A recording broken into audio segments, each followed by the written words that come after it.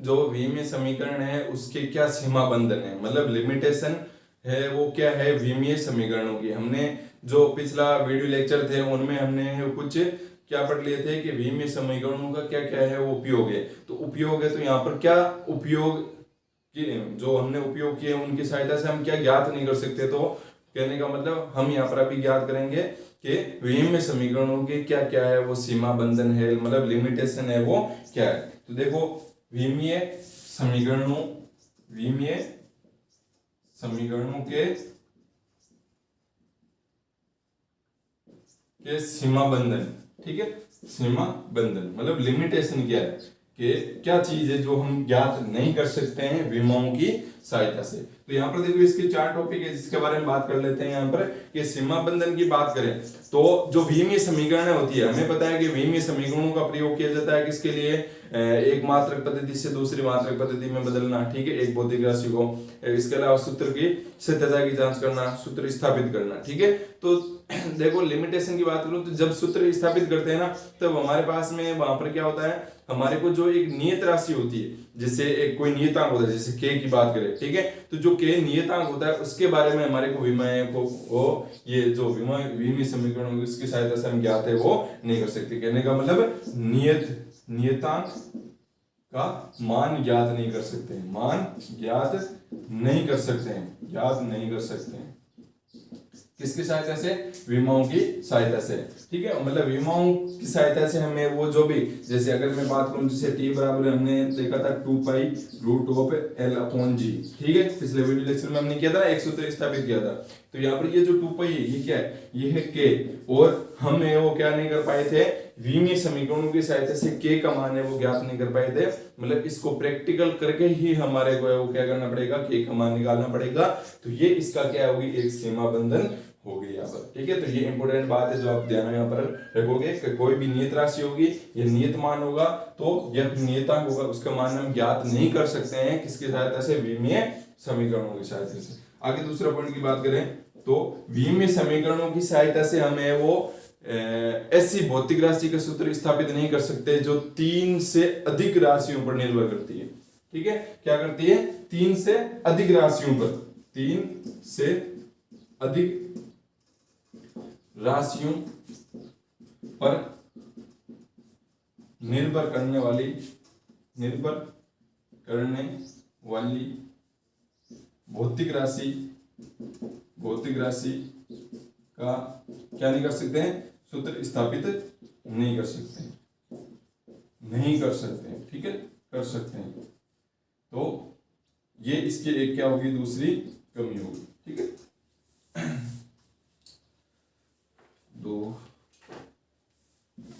तो अब देखो 2 तो हो गए हमारे यहाँ पर जो विमीय समीकरणों के सीमा बंधन है। तीसरी की बात कर लेते हैं यहाँ पर। तो तीसरी सीमा बंधन की बात करें तो देखो तीसरी सीमा बंधन होगी कि विमीय जो समीकरण होती है, विमीय समीकरणों की सहायता से हम उन फॉर्मूलों को भी, उन सूत्रों को भी है वो स्थापित नहीं कर सकते हैं, उन फॉर्मूलों को भी हम ज्ञात नहीं कर सकते हैं जिनके अंदर चर घातांकी हो, मतलब जिनके अंदर ई हो, ठीक है, जिनके अंदर ई हो, लघुगणक हो, मतलब लोग हो, ठीक है, लोग होता है ना, जानते हो क्या।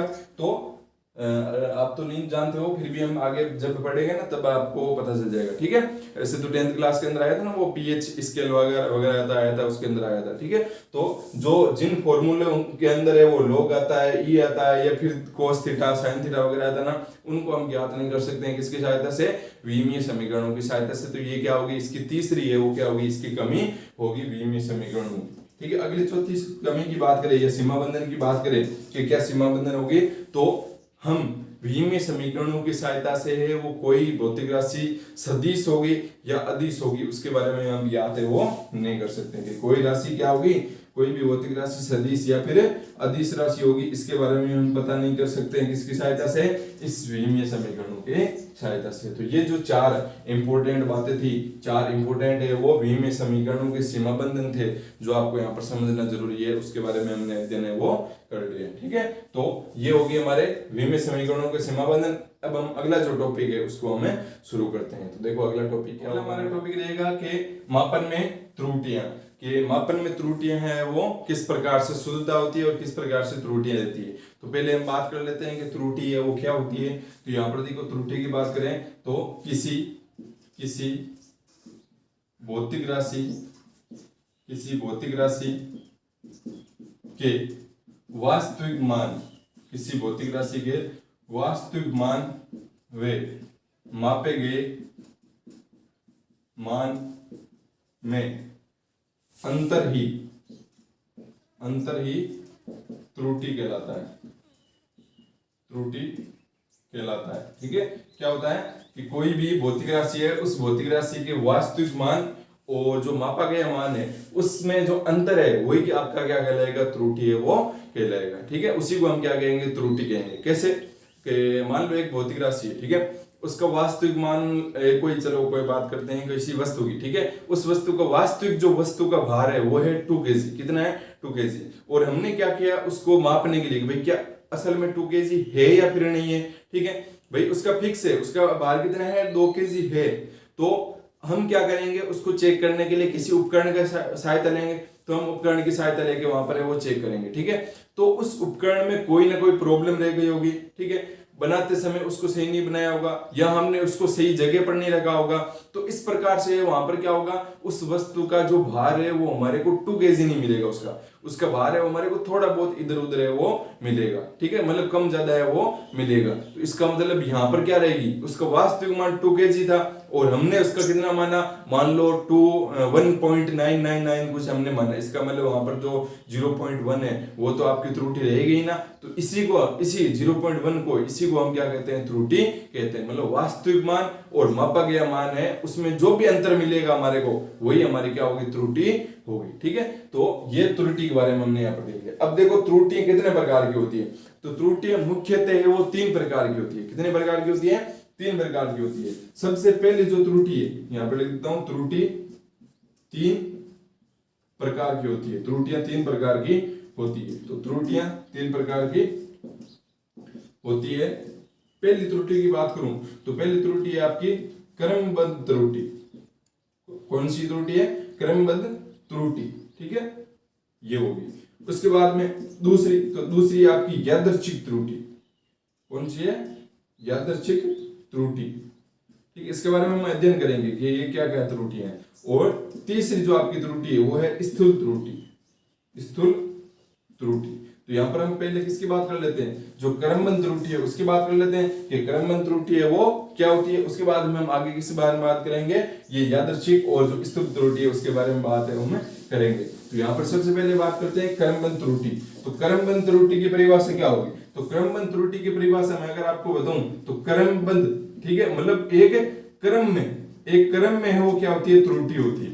मतलब एक ही दिशा में है वो क्या होती है, त्रुटि होती है। एक ही दिशा में बार बार है वहां पर क्या रहती है, आपकी त्रुटि रहती है। उसी त्रुटि को हम क्या कहते हैं, क्रमबद्ध त्रुटि कहते हैं। क्रम से चलना, ठीक है, एक क्रम से चलना। तो जब हम क्रम से नहीं चलेंगे ना तो वहां पर क्या हो जाएगी, त्रुटि आ जाएगी। और उसी त्रुटि को हम क्या कहते हैं, क्रमबद्ध त्रुटि कहते हैं। और क्रम से नहीं चलेगा किसी एक निश्चित दिशा में, तो हम बात करेंगे ना यहाँ पर कि निश्चित दिशा के अंदर है वहां पर वो त्रुटि आ जाएगी। तो उसी प्रकार की त्रुटि को हम क्या कहते हैं, क्रमबद्ध त्रुटि कहते हैं। अब ये जो क्रमबद्ध त्रुटि है ना, तो वो भी है वो किस किस कारण से आती है, मतलब क्या क्या प्रॉब्लम रह जाती है, तो किस कारण से ये क्रमबद्ध त्रुटि आती है, तो उसकी बात करते हैं यहाँ पर। तो क्रमबद्ध त्रुटि है वो फिर से अब आपकी 5 प्रकार से आ सकती है। पहली है यंत्रों के कारण। किसके कारण, यंत्रों के कारण क्रमबद्ध त्रुटि है, यंत्रों के कारण आ सकती है। यंत्रों के कारण कैसे आ सकती है कि मान लो कोई एक ऐसा उपकरण है, ठीक है, जो क्या है, जिसको जब बनाते समय तो जब उसको बनाया तब उसकी मेजरमेंट वहां पर सही नहीं लगी, मतलब वो भार को सही नहीं, मतलब नहीं मापता है। ठीक है, तो ये क्या होता है, ऐसी जो भी त्रुटि आती है वो क्रमबद्ध त्रुटि होती है। और क्रमबद्ध त्रुटि किस कारण है, यहाँ पर उस यंत्र में कमी के कारण। ठीक है, तो ये आपको ध्यान में रखना है। तो यंत्र में कमी हुई तो कौन सी त्रुटि हुई, यंत्र में कमी हुई तो वहां पर हुई आपकी क्रमबद्ध त्रुटि हुई। ठीक है, एक विशेष क्रम में हमारे को त्रुटि मिल रही है। तो यंत्रों के कारण भी है वो क्या आ जाती है, आपकी त्रुटि आ जाती है। और इस त्रुटि को खत्म करने का क्या तरीका है, तो इस त्रुटि को खत्म करने का तरीका है कि जो भी उपकरण बनाए जाते हैं या जो भी मापन वहां पर किया जाता है वो अधिक सुग्राह्य हो, मतलब बिल्कुल हम अधिक से अधिक है वो क्या करें, वहां पर सही मान है वो निकाल ले, तो हमारी जो क्रमबद्ध त्रुटि है वो खत्म हो जाएगी। ठीक है, तो ये एक कारण हो गया क्रमबद्ध त्रुटि आने का। अगर दूसरे की बात करें तो दूसरी कौन सी त्रुटि किसके कारण है वो क्रमबद्ध त्रुटि आ सकती है, तो वो है व्यक्तिगत। किसके कारण आ सकती है, व्यक्तिगत कारणों के कारण। व्यक्तिगत कारण क्या हुआ कि मान लो कोई भी व्यक्ति है जिसको भार है वो मतलब को भार है या जो भी उपकरण है, जो भी भौतिक राशि उसको मापना आता ही नहीं हो, तो अगर उसको मापना आएगा ही नहीं, वो उसके पास में वो अनुभव ही नहीं है कि वो किस प्रकार से इस चीज को या वस्तु को मापे, तो फिर तो उसके पास में त्रुटि आनी है। तो जो जिस वजह से मतलब व्यक्ति की कमी की वजह से जब त्रुटि आ जाती है तो उसी को हम क्या कहते हैं, क्रमबद्ध त्रुटि कहते हैं। समझ रहे हो ना, यंत्रों की कमी के कारण भी है जो त्रुटि आती है वो क्रमबद्ध त्रुटि होती है। व्यक्तिगत कारणों के कारण मतलब व्यक्ति है वो क्या करता है, अगर खुद की गलती की वजह से उपकरण को सही नहीं रखता है, किसी जगह पर उबड़ खाबड़ जगह पर रख देता है, ऊपर नीचे रख देता है, ठीक है, या फिर उसको यंत्र चलाना नहीं आता है, तो फिर उसके कारण जो भी त्रुटि आती है वो कहलाती है व्यक्तिगत कारणों कारण त्रुटि। ठीक है, अगली तीसरी तो वह है आपकी अपूर्ण त्रुटि। ठीक है, अपूर्ण त्रुटि मतलब कुछ ऐसी त्रुटियां जिनको बारे में हमारे को पता होता है फिर भी हम उनको सही नहीं कर सकते।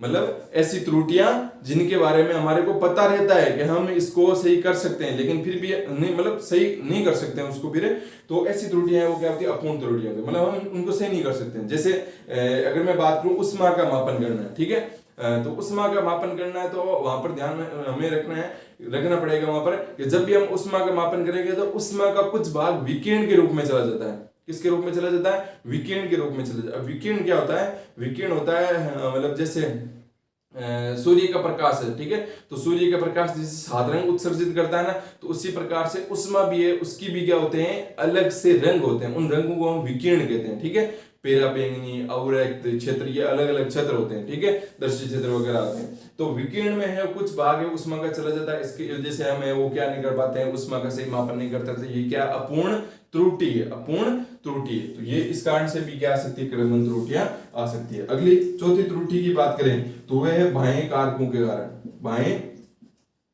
कारकों के कारण, बाह्य कारकों के कारण क्या हो गया कि मान लो अगर हम जिस समय हम क्या कर रहे हैं, कोई वस्तु है भार है उसको माप रहे हैं, उस समय मान लो तेज हवा चल रही है या फिर वहां का दाब अधिक है, वहां का ताप अधिक है, वहां का कुछ अलग कोई भी जो राशि है, जो यहाँ मतलब राशि के मतलब कोई भी घटना है वो घटित हो गई, तो उस कारण से वो क्या हो गया, आपका बाह्य कारकों के कारण भी वो क्रमबद्ध त्रुटि आ सकती है। ठीक है, अगर मान लो कोई तेज हवा चल रही है तो भार है वो क्या होगा, आपका कम ज्यादा होता रहेगा, भाई हवा बार बार उस वस्तु से टकराती रहेगी, तो इस कारण से भी वो क्या आ सकती है, क्रमबद्ध त्रुटि है वो आ सकती है। ठीक है, इसकी मैं परिभाषा नहीं लिख रहा हूँ, आपके नोट से वहां पर शब्द की परिभाषा लिख दिया, आपको वो समझ लेना है यहाँ पर। ठीक है, तो ये होगी चौथी। उसके बाद में पांचवी आपकी नियत त्रुटि। कौन सी त्रुटि, नियत त्रुटि।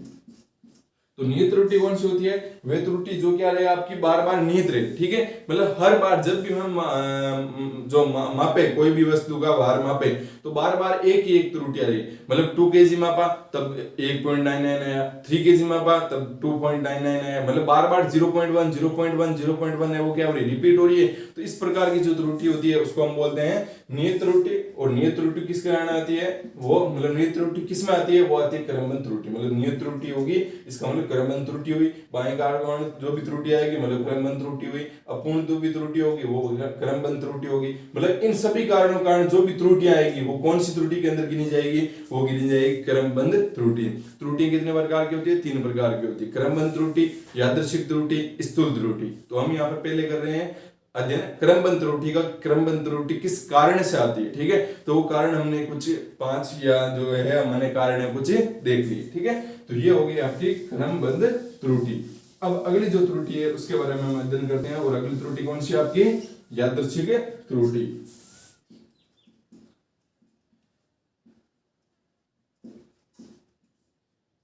यादृच्छिक त्रुटि, तो ये यादृच्छिक त्रुटि है वो क्या होती है, ये देखो जो यादृच्छिक त्रुटि होती है वो त्रुटि है वो अत्यधिक मतलब भिन्नता के कारण उत्पन्न होती है। कोई भी जो भी हमें प्रेक्षण देंगे, ठीक है, उन सभी प्रेक्षणों के अंदर है वो क्या आ गई, अगर त्रुटि आ गई, सभी प्रेक्षणों के अंदर है वो त्रुटि आ गई, तो इसी प्रकार की जो त्रुटि है उसी को हम क्या कहते हैं, यादृच्छिक होती है। यादृच्छिक मतलब बार बार, ठीक है, बार बार यादृच्छिक मतलब एक बार जब मापा तब त्रुटि आ गई, दूसरी बार मापा तब भी त्रुटि आ गई, तीसरी बार मापा तब भी त्रुटि आ गई, लेकिन त्रुटि थोड़ी सी बड़ी है, ठीक है, त्रुटि थोड़ी सी क्या है, बड़ी है। बस मतलब इसी प्रकार से त्रुटियों को मतलब ये वैसे तो सारे कारण एक ही है, हमें पता है कोई भी त्रुटि है वो यंत्रों के कारण, व्यक्तिगत इन्हीं के कारण आती है। बस यहाँ पर थोड़ा बहुत अंतर रख दिया है यहाँ पर कि अगर इसके कारण आई तो ये त्रुटि होगी, इसके कारण ये आई त्रुटि, तो बार बार है वो त्रुटि है ना, तो वो तो हम ये त्रुटि के अंदर भी गिन सकते हैं। लेकिन यहाँ पर जो ये त्रुटि है ना वो थोड़ी सी बड़ी है, मान लो 0.2 की हो गई, ठीक है, तो जो बड़ी भिन्नता के कारण आता है और बार बार हम परीक्षण लेते हैं, एक उन्हीं परीक्षणों में बार बार वही त्रुटि आ रही है, इस प्रकार की जो त्रुटि है वो कौन सी होती है, यादृच्छिक त्रुटि होती है। और मान लो कोई हमने एक परीक्षण लिए, ठीक है, वो परीक्षण आए हमारे A1, ठीक है, A2, A3 और A4, ऐसे ऐसे करते हैं हमने कितने ले लिए, AN ले लिए, कितने ले लिए, AN ले लिए, ठीक है, ये हमने परीक्षण लिए। और ये परीक्षण सारे के सारे है वो क्या है, गलत है।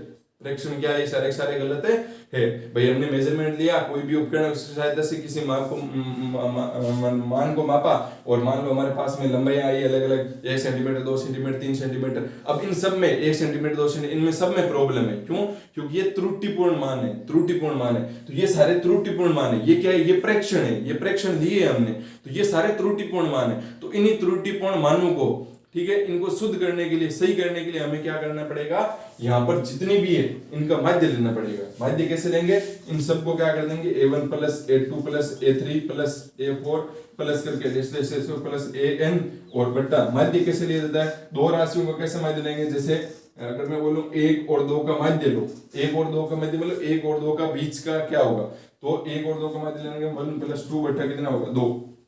3 राशियों को बोलूं तो 3 कोई संख्या उसका बोलूं तो 1 प्लस 2 प्लस 3 बट्टा 3। मतलब आप क्या करो, नीचे क्या करो, 3 कर रहे हो, 2 कर रहे हो। क्यों?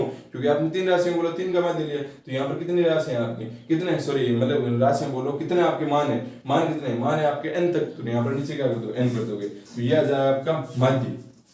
ये क्या आ जाएगा, माध्य ए वेक्टर, ठीक है, इस प्रकार से। तो आपको इस प्रकार से माध्य निकालना है। इसको आप एक तरीके से और लिख सकते हो, ये क्या नीचे क्या 1/n है, तो इसको 1/n लिख दो, और इसको आप लिख सकते हो समीशन, ठीक है। ये मतलब इस चिन्ह का मतलब बार बार जुड़ रहे, कहां से, यहाँ पर मैं लिख दूंगा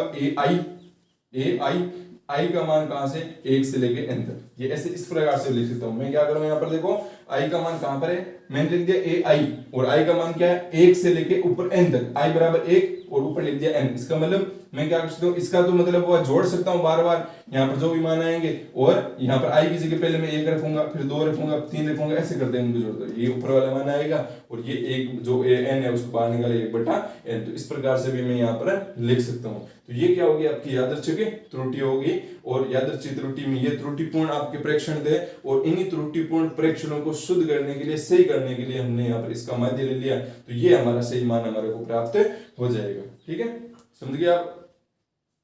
तो अब बात करते हैं हमारी जो अगली त्रुटि, कौन सी त्रुटि, वो है स्थूल त्रुटि। देखो इनके बारे में अच्छे से जो अध्ययन है वो आगे हम पढ़ेंगे अभी, ठीक है। अभी मैं आपको केवल बेसिक बातें बता रहा हूँ कि क्या क्या मतलब त्रुटि है उसके बारे में। अगली हमारी जो तीसरी त्रुटि है वो है आपकी स्थूल त्रुटि। अब स्थूल त्रुटि तो आपको नाम से ही पता चल रहा है कि स्थूल मतलब क्या हुआ, स्थूल मतलब छोटी छोटी त्रुटि है, ठीक है। तो जो भी त्रुटि बिल्कुल थोड़ी थोड़ी त्रुटि रहती है, ठीक है, कुछ क्षणिक त्रुटि रहती है, तो उन क्षणिक त्रुटियों को हम क्या कहते हैं, स्थूल त्रुटि कहते हैं। मतलब जिनके मान में बहुत ही कम, अत्यंत ही कम है, वो क्या है, त्रुटियां है, तो उन्हीं त्रुटियों को हम क्या कहते हैं, स्थूल त्रुटियां कहते हैं। और स्थूल त्रुटियां किन कारण आ सकती है, वही बात, यंत्रों के कारण आ सकती है, व्यक्तिगत कारणों के कारण आ सकती है, बाह्य कारकों के कारण आ सकती है, ठीक है। तो इन्हीं के कारण वो क्या आती है, आपकी स्थूल त्रुटियां आती है। तो आज का जो वीडियो लेक्चर था उसमें हमने क्या अध्ययन किया, हमने अध्ययन किया त्रुटियों के बारे में। त्रुटियां क्या होती है, वास्तविक मान, मापा गया मान, अंतर है, मतलब त्रुटि है वहां पर, ठीक है। और त्रुटि है कितने प्रकार की, 3 प्रकार की, क्रमबद्ध त्रुटि, यादृच्छिक त्रुटि, स्थूल त्रुटि, ठीक है।